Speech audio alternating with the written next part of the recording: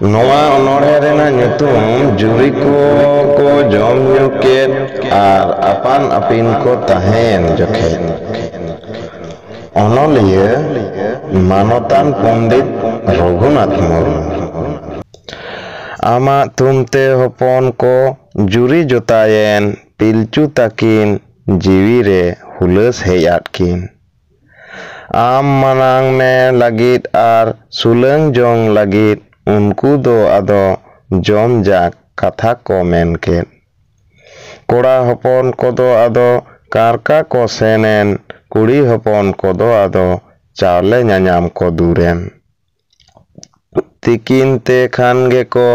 ᱨᱩᱣᱟᱹᱲ ᱦᱮᱡ ᱮᱱ ᱠᱚᱲᱟ ᱠᱚ ᱟᱹᱰᱤ ᱞᱮᱠᱟᱱ ᱡᱤᱞ ᱜᱮᱠᱚ ᱜᱚᱡ ᱟᱹᱜᱩ ᱠᱮᱫ ᱠᱚ ᱯᱤᱞᱪᱩ ᱦᱟᱲᱟᱢᱟᱜ ᱠᱟᱛᱷᱟᱛᱮ ᱟᱫᱚ ᱩᱱᱠᱩ ᱫᱚ ᱡᱚᱛᱚ ᱡᱤᱞ ᱜᱮ ᱢᱤᱫᱴᱷᱮᱱ ᱠᱚ ᱜᱮᱫ ᱢᱤᱫ ᱠᱮᱫ ᱠᱚ ᱯᱤᱞᱪᱩ ᱵᱩᱰᱷᱤᱭᱟᱜ ᱠᱟᱛᱷᱟᱛᱮ ᱠᱩᱲᱤ ᱦᱚᱯᱚᱱ ᱫᱚ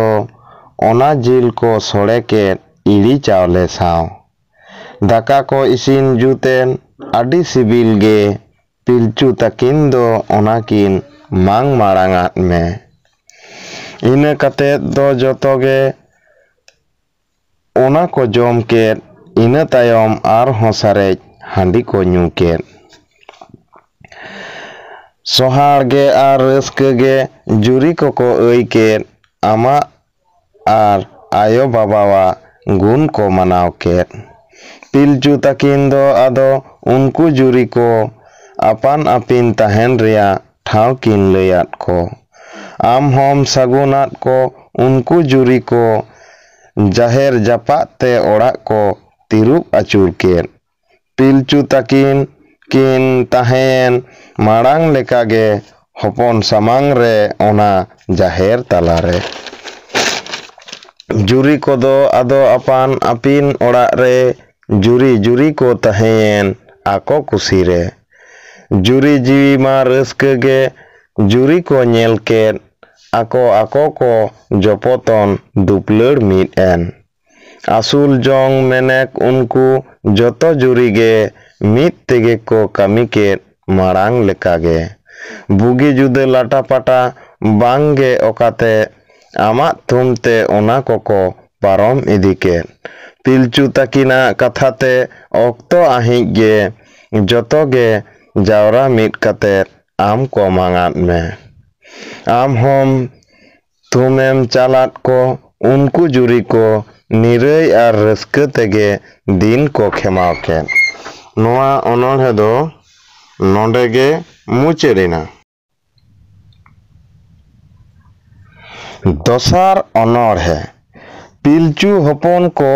boyha dupleur ko hiring ket jokhen timin din chong napai tege parom idien ina tayom te do mendo katha orbeyen unku juri ko joto ko boyha kan reho boyha dupleur kodo ko hiring idike kami reho jomnyu reho rit ko etak ke juri dupleur ge ko marang idike Pilchu takin ona nyelte hopon ko takin boyha dupleur ria leuk kin leyak ko juri jiwi rina dhorom hopon harage juri sumun te do mendo ona do aatge rengej tetang leka arho jiwi citan do hanas tanas eman muhim ghaile acuro nongka ho hej nyanyam disege ado juri sumung te do ona bang ge daramo goporo ar dulera dare te enang ona kodo parom ko bangkhan ohoge boyha dupleur dohoy pe goro chapal pe bugi judere joto ge nyepel miduk pe manan reho joto mitte kami pe dhorom ho dhorage endoy benget apege onka bape tahen khan do ধর্মই এদরে আ মুহিম এমান খন্দ আদো দু বাপে nyama ayo babawa katha ko anjom mit kate juri ko akowa onkan dos ko ᱟᱸᱜᱚᱪ ᱠᱮᱫ᱾ ᱟᱭᱳ-ᱵᱟᱵᱟ ᱴᱷᱮᱱ ᱩᱱᱠᱩ ᱤᱠᱟᱹ ᱠᱚᱭ ᱠᱟᱛᱮᱫ ᱫᱩᱯᱞᱟᱹᱲ ᱟᱛᱮᱫ ᱛᱟᱦᱮᱱ ᱠᱟᱛᱷᱟ ᱠᱚ ᱢᱮᱱ ᱠᱮᱫ᱾ ᱯᱤᱞᱪᱩ ᱛᱟᱹᱠᱤᱱ ᱦᱚᱸ ᱩᱱᱠᱩ ᱤᱠᱟᱹ ᱠᱤᱱ ᱮᱢᱟᱫ ᱠᱚ ᱱᱟᱯᱟᱭ ᱛᱮ ᱛᱟᱦᱮᱱ ᱨᱮᱱᱟᱜ ᱛᱷᱩᱢ ᱠᱤᱱ ᱪᱟᱞᱟᱫ ᱠᱚ᱾ ᱚᱱᱚᱬᱦᱮ ᱫᱚ ᱢᱩᱪᱟᱹᱫ ᱮᱱᱟ᱾ ᱛᱮᱥᱟᱨ ᱚᱱᱚᱬᱦᱮ ᱡᱩᱨᱤ ᱠᱚ ᱦᱚᱯᱚᱱ ᱠᱚ ᱦᱩᱭᱟᱱ ᱡᱚᱠᱷᱮᱡ᱾ ᱱᱟᱯᱟᱭ ᱛᱮᱜᱮ ᱫᱤᱱ ᱫᱚ ᱟᱫᱚ ᱯᱟᱨᱚᱢ ᱤᱫᱤᱭᱮᱱ ᱡᱩᱨᱤ ᱠᱚᱦᱚᱸ ᱢᱤᱫ ᱢᱤᱫᱴᱤᱡ ᱠᱟᱛᱮᱫ ᱦᱚᱯᱚᱱ ᱠᱚ ᱦᱩᱭᱟᱱ᱾ ᱯᱤᱞᱪᱩ ᱛᱟᱹᱠᱤᱱᱟᱜ ᱟᱹᱫᱤᱥ ᱛᱮ ᱩᱱᱠᱩ ᱡᱩᱨᱤ ko hopon ko suj sarca ked ko anan paris atet. Haniya re nui khan do nuya re hani irik metao jojha onka dhai ko tingulen. Hopon ko suj sarca ko ar chet ko napitte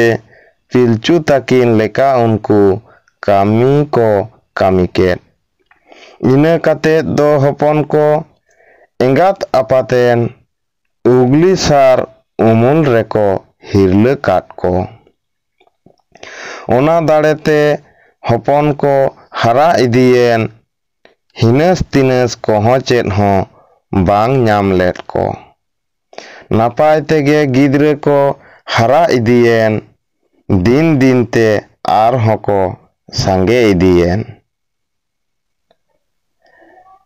Noa onor hedo nondege mucet ena. Ma enkhan johar.